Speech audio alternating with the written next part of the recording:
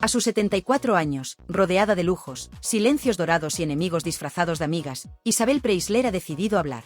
Y lo ha hecho como solo lo hacen las divas, sin dar gritos, sin bajar al barro, pero dejando en el aire una bomba emocional imposible de esquivar. 5 nombres. 5 rostros públicos que durante décadas le han escupido veneno a su sombra. 5 personas que la han odiado sin disimulo, sin pausa, y sobre todo sin consecuencias. Hasta ahora. Porque lo que Isabel se había callado durante años, por puro saber estar, ha llegado su momento. ¿Quién se atrevería a desafiar públicamente a Isabel Preisler? ¿Quién tendría el valor de lanzarle un dardo envenenado a la reina del papel couché, a la mujer que ha convertido el glamour en una religión y la discreción en un escudo? Pues hay una que no solo se ha atrevido, sino que lo ha hecho con nombres, apellidos y sin pelos en la lengua. Señoras y señores, hablamos de Carmen Lomana, esa socialité con lengua afilada y sonrisa helada, que no ha dudado en poner patas arriba el mito de la perfección de la Preisler.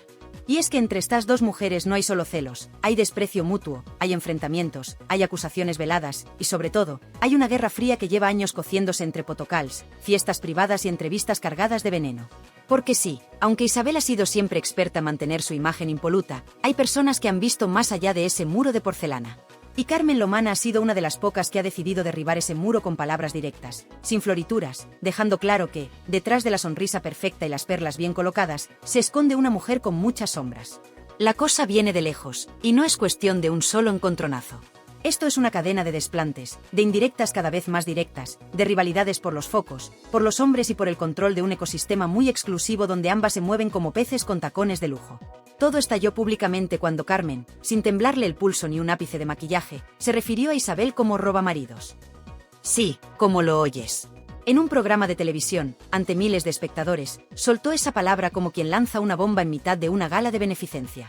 Y lo dijo con todas las letras, sin rodeos, dejando claro que ella no era de las que se callaban cuando veían injusticias en los pasillos de la alta sociedad. ¿Y qué hizo Isabel? Lo que mejor sabe hacer, el silencio. Pero un silencio tenso, que se convirtió en una pared de hielo cada vez que coincidían en un evento. Porque la Preisler no olvida. Nunca olvida. La frase de Carmen no era gratuita. Venía cargada de historia, de supuestas traiciones y de un rencor que se venía gestando desde hacía años. Porque entre bambalinas se rumorea que Isabel puso los ojos en un empresario muy próximo a Carmen. Un hombre que frecuentaba los mismos círculos, que compartía cenas de gala, cócteles en villas de ensueño y vacaciones en yates del Mediterráneo. Y según las malas lenguas, Isabel lo envolvió con su encanto, lo sedujo con esa mezcla de voz susurrante y mirada indescifrable, y acabó alejándolo del entorno de Lomana como quien se lleva una copa de champán sin que nadie lo note. Carmen no lo olvidó. Y aunque nunca ha dado todos los detalles, en más de una ocasión ha dejado caer que hay mujeres que se especializan en recolectar maridos ajenos, que hay señoras muy refinadas que no se ensucian las manos, pero sí las biografías. Y cada vez que decía algo así, los platós ardían. Porque aunque no lo decía con nombre y apellido, todas sabían a quién se refería. Y el público también. Pero la cosa no quedó ahí. Porque cuando la madre de Tamara Falcó volvió a ocupar portadas por su relación con Mario Vargas Llosa, Carmen no dudó en poner el dedo en la llaga. Dijo que la pareja era rancia, que no transmitía amor, que era más una estrategia de marca que una historia real. Y eso, viniendo de otra reina de los salones aristocráticos, dolió. Porque no es lo mismo que lo diga un tertuliano cualquiera, que lo diga una mujer con poder, con contactos, con seguidores de alto nivel. Fue una declaración de guerra. Un desafío abierto. Y ojo, que aquí no estamos hablando solo de hombres. El odio que se respiran tiene que ver con el estatus, con quien brilla más en una portada, con quien tiene la exclusiva más cotizada, con quien recibe más invitaciones a los eventos clave del año. Carmen y Isabel representan dos modelos enfrentados de mujer ideal dentro de la alta sociedad española. Isabel es la discreta, la que nunca da un paso en falso, la que se muestra siempre perfecta y sin levantar la voz. Carmen es lo contrario, provocadora, irónica, mordaz, sin miedo a decir lo que piensa. Y claro, eso ha chocado. Porque mientras Isabel cultiva el misterio, Carmen cultiva el titular. Y una no soporta que la otra le robe el foco. Las revistas del corazón han jugado su papel en esta guerra.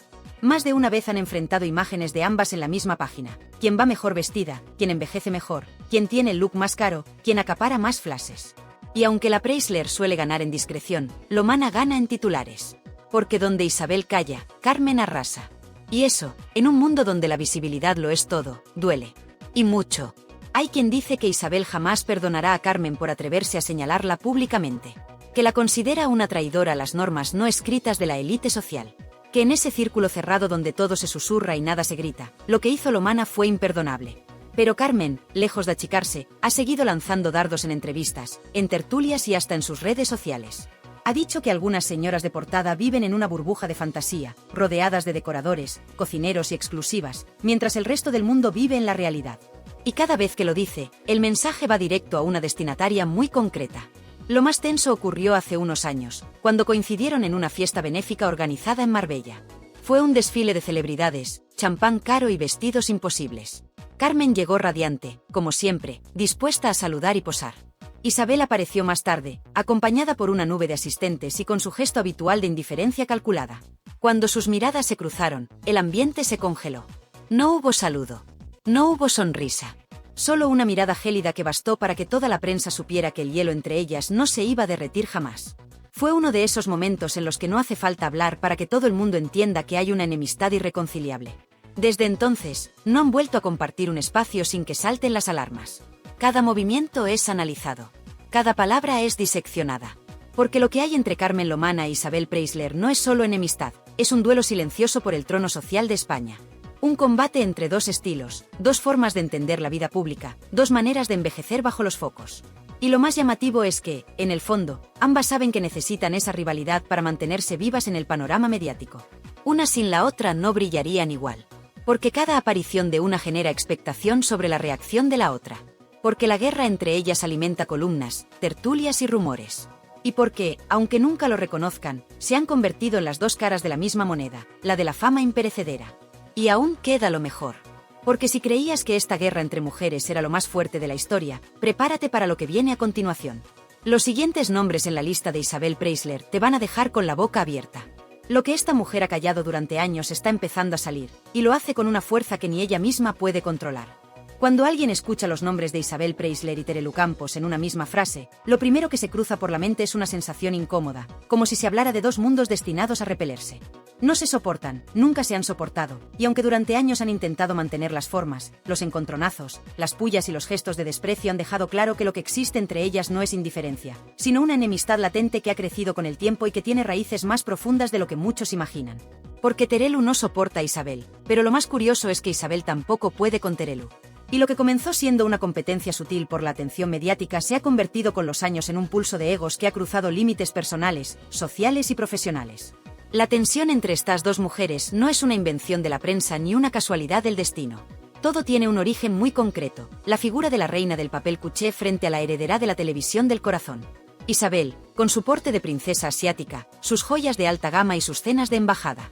Terelu, con su estampa de estrella del late night castizo, su tono mandón y su eterna presencia en platós llenos de gritos, lágrimas y traiciones. Nunca han jugado en la misma liga, pero ambas han querido brillar más que la otra. Y eso, para dos mujeres con un ego descomunal, es la receta perfecta para el odio. Según cuentan personas muy cercanas al entorno de ambas, el primer gran choque se dio en un evento privado hace más de 20 años. Un acto benéfico, lleno de prensa, aristócratas y famosos de todos los rincones de España. Terelu llegó con uno de sus modelitos de la época, con todo el equipo de maquillaje recién salido de Telecinco, creyéndose la estrella de la noche. Pero cuando apareció Isabel, envuelta en una nube de perfume francés, con joyas que costaban más que todo el presupuesto del evento y saludando con esa sonrisa helada que congela el alma, Terelu estalló por dentro. Lo que más le dolió no fue que Isabel ni siquiera la saludara, sino que, delante de todos, le preguntara a una organizadora quién era esa señora tan maquillada que parecía la peluquera del barrio de Salamanca. Aquello, lejos de quedarse en una simple anécdota, se convirtió en el primer escalón de un desprecio que iría creciendo como la espuma. Desde entonces, Terelu no ha perdido oportunidad de lanzarle indirectas, de restarle mérito o de desacreditar el aura de sofisticación que siempre ha rodeado a Isabel. En su programa de televisión, cuando se hablaba de la Preisler, su tono cambiaba, se volvía irónico, condescendiente. En una ocasión, mientras comentaban los amores de la madre de Tamara, soltó con esa voz cargada de veneno: hay mujeres que no saben estar solas ni 3 minutos, tienen que engancharse al primero que pasa con una visa oro. El plató estalló en risas, pero todos sabían a quién iba dirigido el dardo. Por su parte, Isabel nunca ha respondido directamente, pero quienes la conocen aseguran que guarda cada humillación en una cajita mental. Una vez, en una cena en casa de un conocido empresario madrileño, alguien sacó el tema de los programas del corazón y nombró a Terelu. Isabel, sin pestañear, dijo: ¿Terelu? Ah, sí, la hija de María Teresa. No sabía que aún seguía trabajando en televisión. La frase, dicha con ese desdén calculado que solo Isabel sabe manejar, recorrió Madrid como un reguero de pólvora. Desde entonces, se ha dicho que Preisler tiene vetada a Terelu en ciertos círculos de alto copete, y que ha movido hilos para que nunca le asignen campañas de lujo o eventos patrocinados por marcas top. La rivalidad ha tenido momentos especialmente bochornosos. En un potocal de una firma de joyas, ambas fueron invitadas por error. Terelu llegó antes, posó, se mostró encantadora con los fotógrafos. Pero al enterarse de que Isabel también venía, su gesto cambió por completo. Según los asistentes, llamó por teléfono a su representante y dijo, en voz alta y sin disimular, ¿pero cómo es posible que inviten a esa robamaridos aquí? Yo no comparto alfombra con esa señora ni muerta. Al enterarse Isabel, simplemente pidió que la acompañaran a una sala privada, canceló las fotos y dejó una nota en la que decía, no tengo interés en compartir espacio con personajes de otra categoría. Esa frase fue filtrada días después y causó un revuelo monumental en redacciones y corrillos televisivos. Y sí, robamaridos. Porque ese ha sido uno de los calificativos más explosivos que ha salido de boca de Terelu para referirse a Isabel. Aunque nunca lo ha dicho directamente en televisión, en reuniones privadas ha comentado con amigas y colaboradores que no entiende cómo una mujer que ha estado con tantos hombres importantes puede seguir vendiendo la imagen de dama intocable. Le quita maridos a las amigas como quien cambia de bolso, dicen que soltó en una reunión informal. Y aunque esas palabras no se han emitido en directo, sí han llegado a oídos de la propia Isabel, que las ha considerado una ofensa imperdonable. Y es que Terelu, aunque muchas veces ha intentado proyectar una imagen de mujer sensata y educada, no ha podido evitar mostrar su resentimiento hacia la figura intocable de la Preisler. No solo la envidia por sus parejas famosas, sino por su capacidad de mantenerse en la cima sin exponerse al barro de los platós.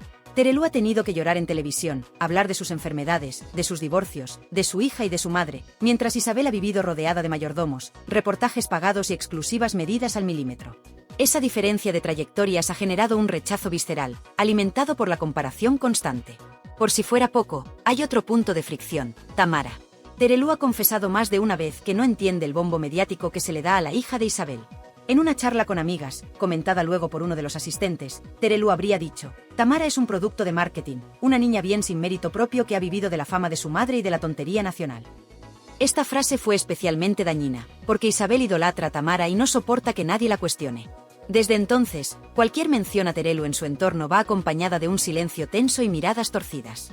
En definitiva, lo que hay entre estas dos mujeres es un cóctel explosivo de celos, desprecios, competencia y venganza social. No se han insultado en público, no se han tirado de los pelos en un plató, pero lo que se dicen en privado, lo que se insinúan en eventos, lo que filtran en círculos cerrados, es mucho más venenoso que cualquier pelea televisiva. Porque Isabel no soporta la vulgaridad de Terelu, y Terelu no tolera la frialdad calculada de Isabel. Y mientras una pasea por palacios y cenas de gala, la otra batalla cada día por mantenerse a flote en un mundo que nunca le ha dado el respeto que cree merecer. Y aunque nunca lo reconocerá en voz alta, Isabel Preisler guarda el nombre de Terelu Campos como uno de los que más le han molestado, dolido y disgustado a lo largo de su vida. Porque, aunque venga del mundo de la televisión y no del de la realeza, Terelu le ha hecho daño. Y eso, Isabel, no lo olvida jamás. Cuando alguien recuerda el nombre de Julián Muñoz, lo primero que se le viene a la cabeza no es precisamente la palabra elegancia.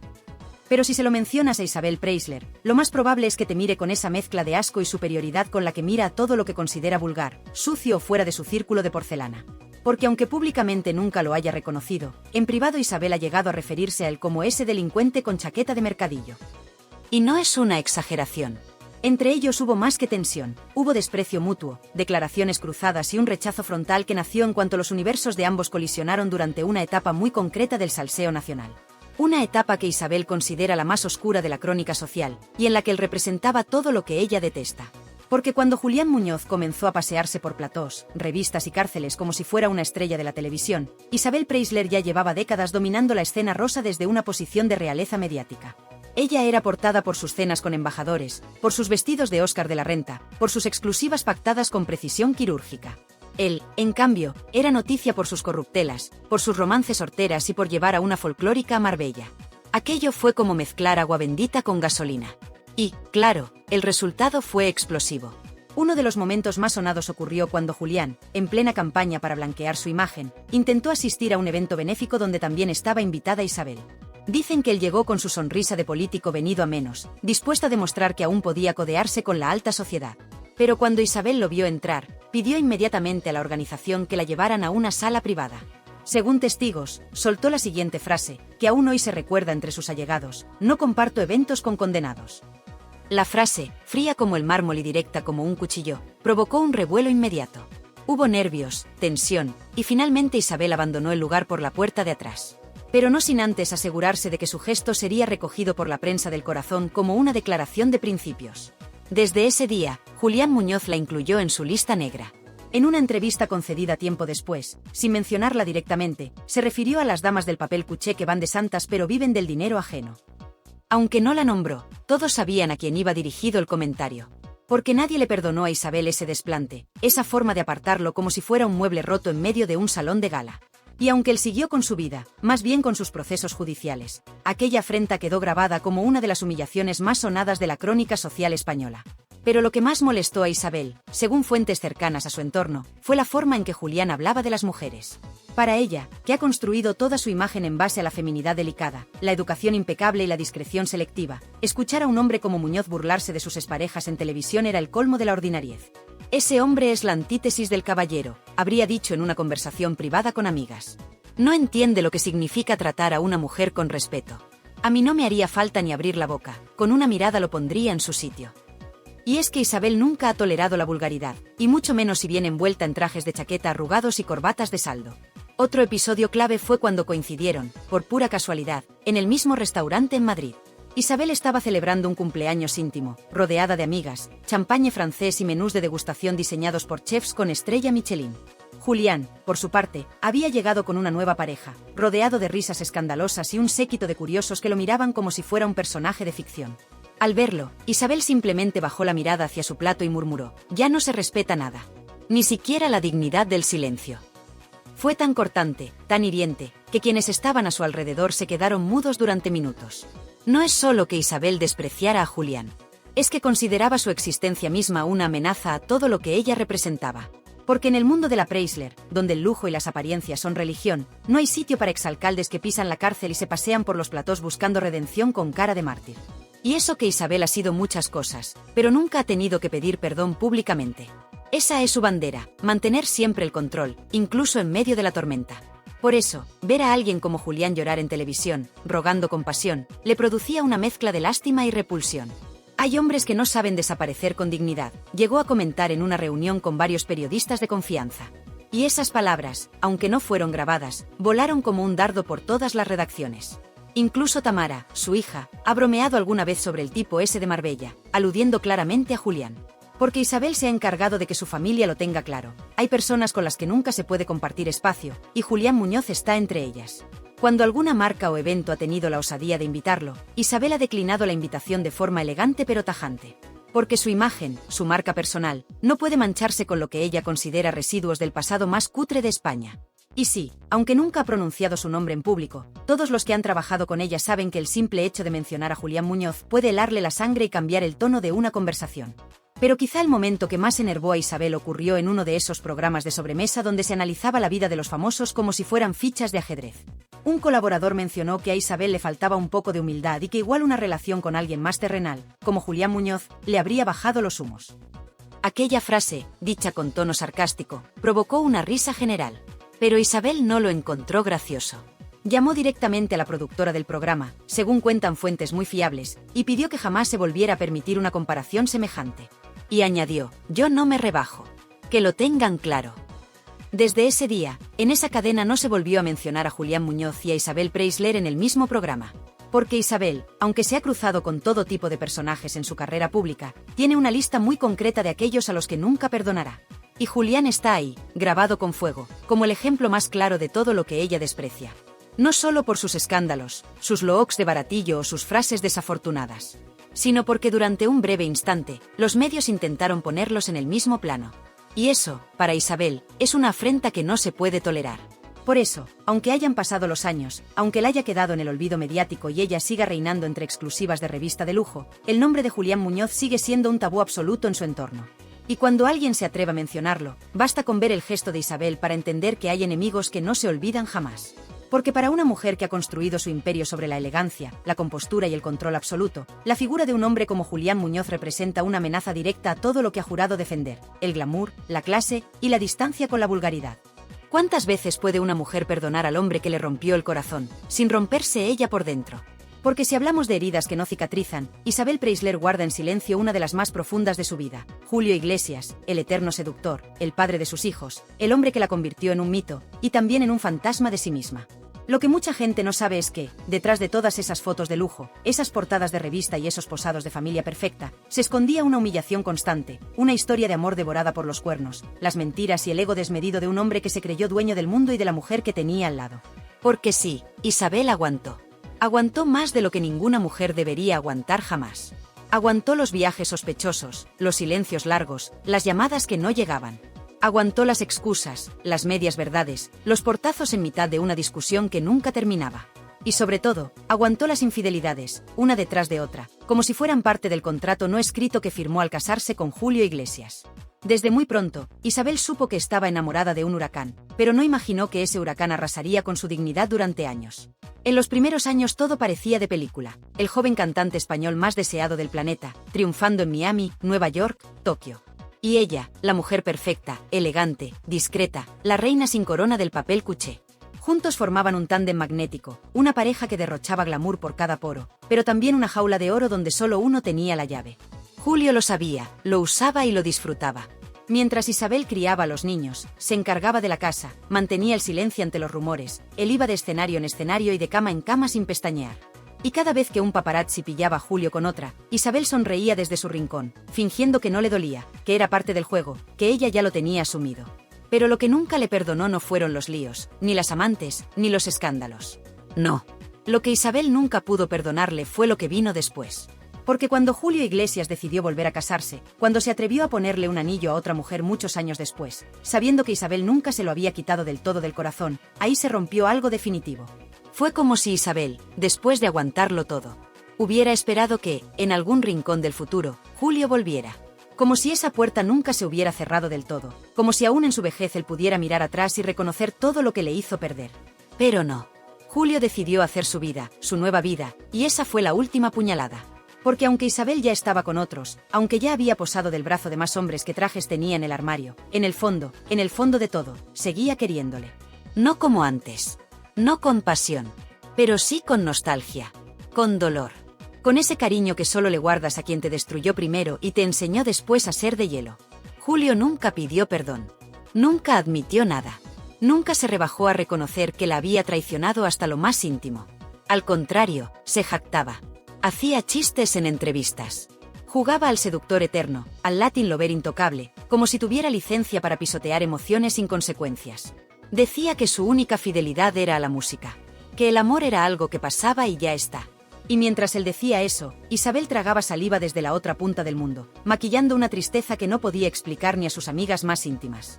Dicen que incluso en reuniones privadas, Julio soltaba frases hirientes como Isabel fue mi primer error con glamour. O que le gustaba contar cómo había domesticado a la mujer más elegante de España para luego soltarla cuando le vino en gana. ¿Y qué podía hacer Isabel? Nada. Porque todo el mundo le recordaba cada día quién era, la ex de Julio Iglesias. Aunque hubieran pasado décadas. Aunque ella ya hubiera rehecho su vida. Aunque hubiera tenido otros hombres, otros éxitos, otros titulares. Nada bastaba. Ella siempre fue, y sigue siendo para muchos, la mujer que dejó Julio Iglesias. Y eso le quema. Le arde por dentro. Porque sabe que ha construido un imperio propio, una imagen perfecta, una marca con su nombre. Y aún así, cada vez que se menciona a Julio, la gente vuelve a mirar atrás. Como si nada de lo que ha hecho después valiera más que aquel matrimonio destruido por la lujuria. Pero lo más duro de todo no es eso. Es que sus propios hijos, los que tuvo con él, han heredado más del padre que de la madre. Enrique, el más famoso, ha repetido sus pasos, distancia, silencio, frialdad emocional. Isabel se siente sola incluso en su propio legado. Porque lo dio todo, lo apostó todo a una familia que luego la dejó atrás, como una figura decorativa más de sus recuerdos. En la intimidad, Isabel lo ha contado. A personas muy cercanas. Que lo de Julio no fue una ruptura, fue una demolición. Que no sabe cómo logró recomponerse. Que se convirtió en estatua por necesidad, porque si mostraba dolor, el mundo se le caía encima. Que aprendió a sobrevivir sin sentir. Que se transformó en hielo porque el fuego de Julio la había quemado por completo. Por eso, entre las 5 personas que Isabel Preisler más odia, Julio Iglesias ocupa el número 4. Porque no hay odio sin amor. Y porque él es el único que tuvo el privilegio de herirla donde más dolía, en su autoestima, en su intimidad, en su silencio. Y aunque el mundo siga viéndolos como la expareja dorada del siglo pasado, la realidad es que Isabel jamás ha vuelto a confiar igual en un hombre. Porque después de Julio, todos fueron máscaras. Todos fueron piezas de ajedrez en su tablero de porcelana. Con Vargas Llosa intentó lo imposible. Con Boyer se refugió del caos. Pero con Julio, lo que vivió con Julio fue una guerra silenciosa donde solo perdió ella. Y eso no se olvida nunca. ¿Puede alguien ser tan refinado, tan premiado, tan admirado, y al mismo tiempo ser uno de los personajes más humillados de la historia del corazón español? ¿Puede una relación entre un Nobel y la reina de las exclusivas acabar no solo con una ruptura, sino con una guerra fría de venganza, exclusión familiar, herencias ocultas y una reputación arrastrada por el barro? Pues sí. Porque si hay alguien que Isabel Preisler odia con cada fibra de su piel, ese es Mario Vargas Llosa. Lo que empezó como un cuento de hadas entre la socialité más poderosa y el escritor más galardonado del mundo hispano, acabó en una tragedia mediática, con tintes de escándalo internacional, deslealtades internas, desprecios públicos y una sensación de humillación que ha marcado los últimos años de la vida de Isabel.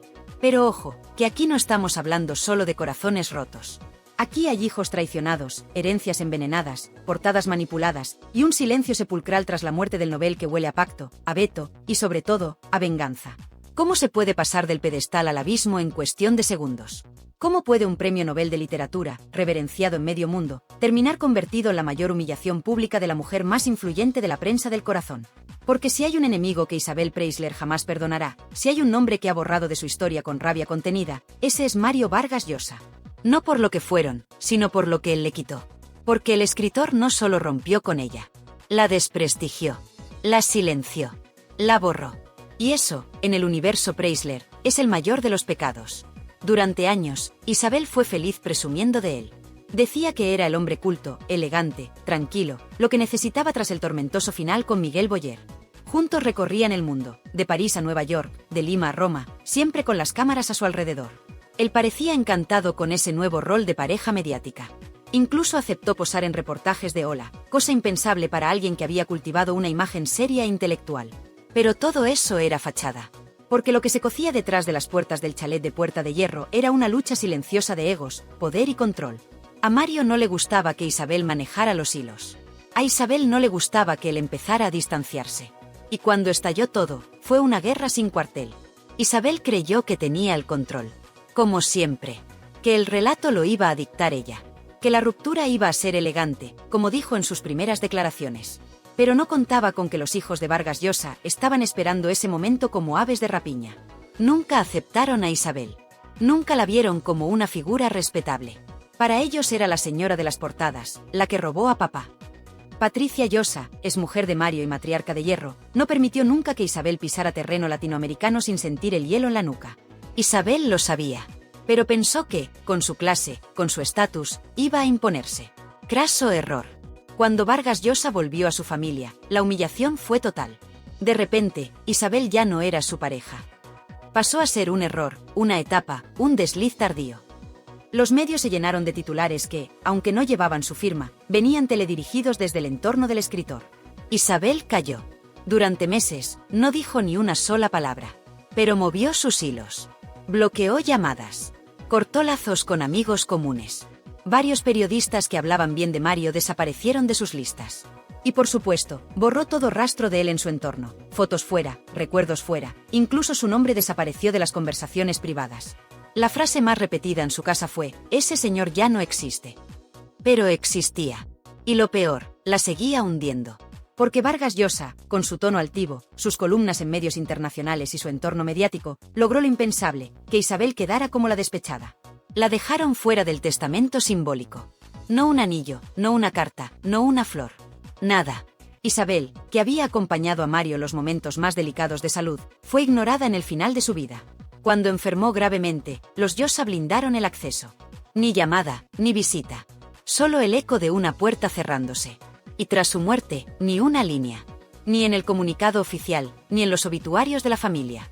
Isabel no existía. Así se lo hicieron saber. Ese fue el puñal. Porque no fue una ruptura, fue una ejecución pública. Isabel, acostumbrada a tener el control del relato, fue víctima de una narrativa que no podía dominar. Intentó recomponerse, relanzar su imagen con entrevistas, con reportajes, con gestos estudiados. Pero el daño estaba hecho. Había sido sustituida. Había sido ignorada. Y lo peor, había sido utilizada. Porque en el entorno de Isabel hay una frase que todos conocen y que se repite como un mantra: ella no odia a quien la deja, odia a quien la usa. Y Mario la usó. Usó su imagen, su influencia, sus contactos. Durante años, gracias a ella, fue portada en España como nunca antes. Se codeó con la élite madrileña, con la aristocracia, con las grandes casas de moda. Incluso su carrera literaria experimentó un impulso inesperado gracias a su nueva exposición mediática. Pero cuando ya no la necesitó, la tiró. Como un pañuelo de papel. Y eso, para Isabel, no tiene perdón. Pero no queda ahí. Porque lo más escandaloso viene ahora. En la última etapa de la vida de Vargas Llosa, cuando su estado de salud ya era muy delicado, hubo un intento desesperado por parte de Isabel de reabrir canales. No por amor, sino por imagen. Quería una despedida digna. Quería cerrar el círculo. Pero se encontró con un muro. Patricia Llosa se encargó personalmente de bloquear todo. Y aquí viene lo fuerte. Se rumorea que incluso dio instrucciones para que Isabel no recibiera ni el pésame. Que si intentaba acercarse, se lo impidiera la seguridad. Que no fuera mencionada en nada relacionado con los homenajes póstumos. Y así fue. Isabel, por primera vez en su vida, quedó fuera del mapa. Ese vacío fue el mayor castigo. Para alguien como ella, que ha construido su imperio sobre la imagen, la elegancia y el respeto social, ser tratada como una intrusa fue el golpe definitivo. No hubo acto conmemorativo, no hubo silla reservada, no hubo comunicado compartido. Fue el fin. Y en esa ausencia, Isabel encontró su mayor odio. Porque Vargas Llosa, con ayuda de su familia, le hizo lo que nadie antes había hecho: desaparecerla sin ruido, sin escándalo, sin posibilidad de réplica. Desde entonces, Isabel ha sido otra. Más reservada. Más selectiva. Más estratégica. Sus apariciones públicas se han reducido.